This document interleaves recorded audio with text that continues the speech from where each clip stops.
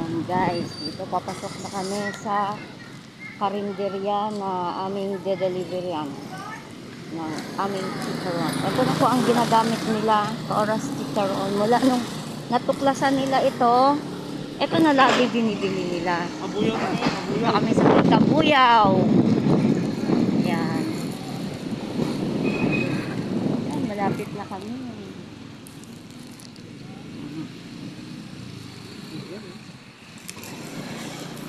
Yan ang Kinalas Queen. Kinalas Queen. Wait lang. Mauna ka kaya bumaba. Yeah, mauna nga ako.